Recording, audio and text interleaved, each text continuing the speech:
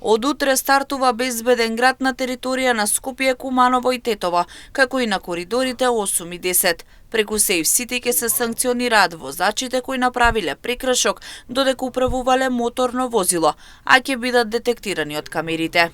Во првата фаза, системот ќе детектира 4 типични сообраќајни прекршоци: непрописно паркирање, управување на возило со брзина поголема од дозволената, управување на возило со изминат рок на важност на сообраќајна дозвола, како и минување на затворен сигнал, односно црвено светло.